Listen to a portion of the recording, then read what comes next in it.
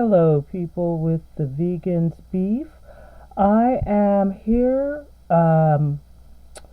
broadcasting from OBS again. I am on an emergency computer that I bought, an emergency laptop that I bought when my HP went down. And this computer on the second day, it just powered off and never came back on. And I plugged it in and it seems to be working now, even though I'm still sending it back. I thought I was buying an HP, but this is some stuff, I don't know, from who knows where. So one bad thing about this computer is that the sound is very low. So I'm just hoping it records loud enough for you to hear me speak, because there's nothing worse than going on YouTube and seeing a video a person uploaded and there's barely any sound. Oh my goodness. Anyway, I wanted to chat a little bit about kind of like the job hunt for people who are over 40, 45 and up. Oh boy, it seems like such it's a job, really a job in itself, and it's so stressful because you don't know. You're wondering, are these people practicing ageism? Are they practicing racism? Are they practicing, whateverism? Something about you. I talk a lot about, workplace bullying, which is real.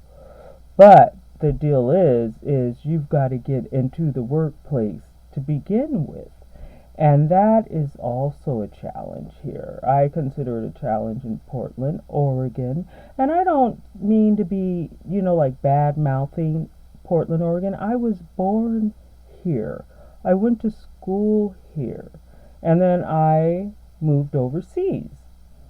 And I lived a life. I grew. I feel like I grew a lot by living in another place, and it's just normal. That's what happens to you when you open yourself up to the world, and to things that are not comfortable may be comfortable to you. So it's not comfortable to live in a country where you can barely speak the language, a country where you're catching subway trains and things. We don't have underground subways. You have to learn all that.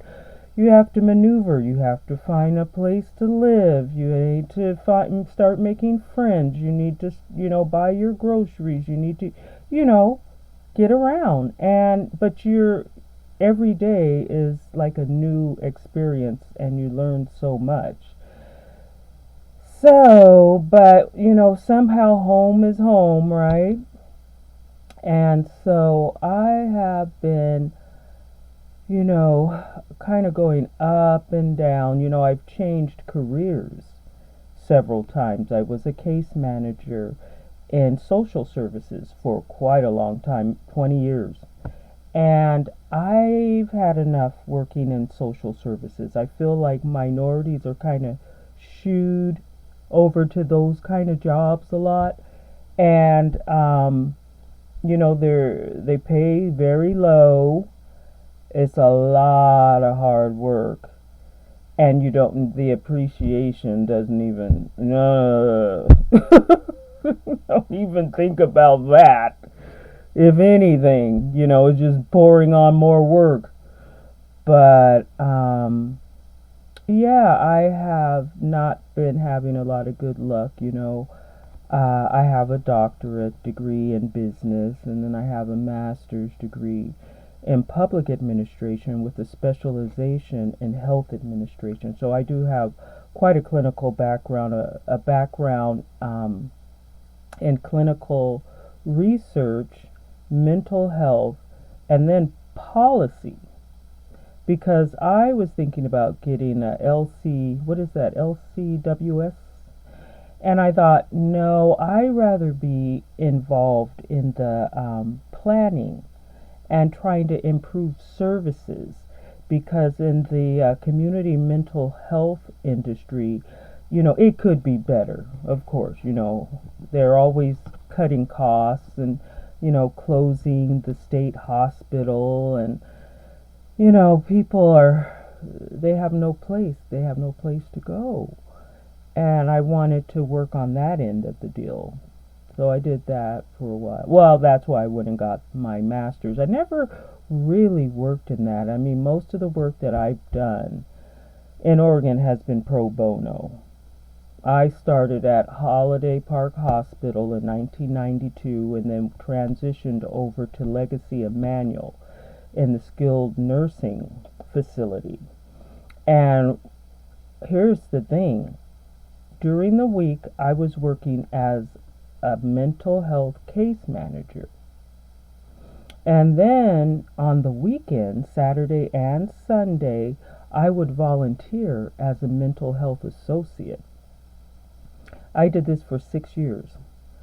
Do you know, studying human resources, laws and procedures and regulations and for volunteers, because I work with other volunteer organization.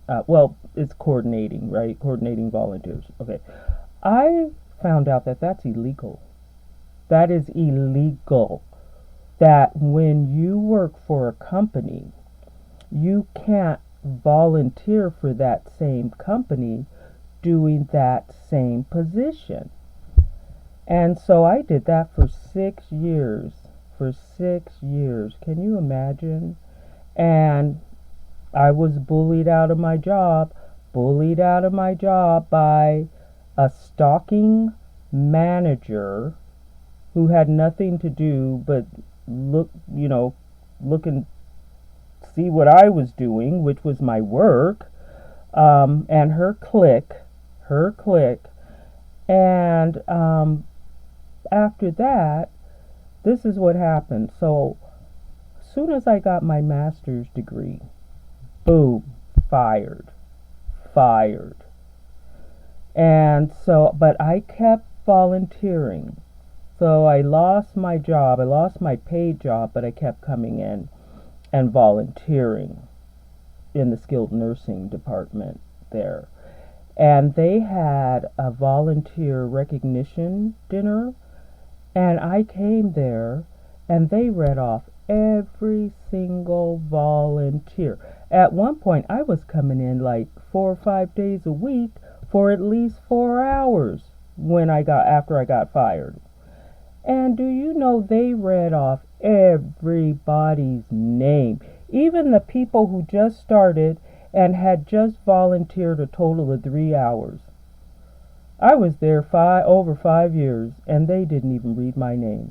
And I'm wondering, after finding out that that was illegal, if that might have been the reason they omitted recognizing me. I went and talked to the volunteer coordinator about it, and later she gave me a pin, like a little recognition pin, and that was that. So that's kind of one thing kind of drifting off. And then another thing that's happened I've noticed here in Portland. There in Portland they have all this diversity, inclusion, and equity stuff going on. That went down in the 90s, and that's played out. But anyway, I contacted and applied for about I'd say 4 or 5 of the companies that are listed in the I think it's called Tech Diversity or Portland Tech. So I don't know something, but whatever. It's wanting to integrate the IT industry. Well, I applied at all the places. I even applied at the place. Well, I didn't apply at the place who publishes the list, but I did say, I'm interested in if you have positions. And they said, well, we don't have any positions right now. But check our list. These are the employers in Portland, Oregon, on the diversity in technology list. I applied with, like I say, a good 4 or 5 of them. Mm-mm. Nothing. Nothing. And then I applied with this one place that was on the list. And then I reached out to the diversity and inclusion director for that particular company. And I wrote on LinkedIn and I said, "Oh, hi, my name is whatever, my name." And I wanted to let you know I just sent my resume in and application on your website for a Scrum Master position. And you know what she says to me? "Nice to meet you." That was it. I never heard not another word from her. She didn't engage. She didn't ask anything about my qualifications or anything. But this particular person is on LinkedIn every day posting about diversity events. There's going to be a discussion on women in, construction jobs, and there's going to be, another thing on how women of color feel about being, put in smaller positions or not being promoted and blah, blah, blah. And so I'm like, okay, so you're going to talk about diversity. That's what we're going to do. We're going to talk. We're not going to walk. We're going to talk. But that's okay. That's okay. That's okay. Because I can't let things eat me up like I had at one point. And I'm kind of a social person. I rather work on the job site instead of like remotely. I rather be with people, but at the same time, I'm very afraid because I'm just like feeling that once you get there, if they've already got you, lined up, sized up, that you're going to fail, you're going to fail. You could be the best top-notch Elon Musk person, but if they say you're going to fail, you're going to fail. And that really is a scary thought, and I'm going to wrap it up. I'll discuss this a little bit more later, but I was an ombudsman. I still am, technically. I started in 2002 for the state of Oregon, and I was a long-term care ombudsman. And so these are people who are advocates. We're people who are advocates for people living in long-term facilities like adult foster homes, nursing homes, assisted living and places like that. And so we're there to support the patients to make sure that they're getting, good, warm food, hot food. They're being changed. They're being walked. Their rooms and bedding and everything is clean and, different things like that. And they can contact us confidentially. So if they contact us, none of the staff can be around. They shouldn't be around. Well, we need that in the United States. We need that for the bullying. See, I kind of got a little bit off, but it all relates. I wish there was a place that, where people of different, like me being an older person and of color in a country and a state that's not as progressive as they think and would like to think they are. And you wish they had ombudsmen for employees where there's someone who you get the job, you get even starting from like interviews and different things like that, to try to keep things smooth, because what employers I think, they lose sight of what their mission and what their purpose is. It is to, well, it's to serve their shareholders and other stakeholders, but it's also to increase. You want to increase revenue, and you want to have top talent, and it doesn't matter what color they are, what age they are, what part of town they live in, how they choose to dress, because again, jobs shouldn't know any personal anything about you. All they need to know is what value you can bring to the company. All right?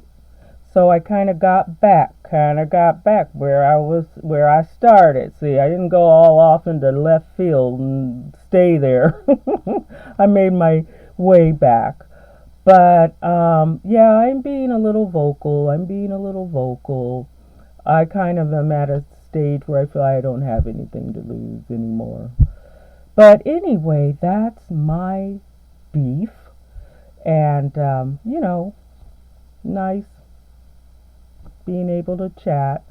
And though, the important thing is we will chat again.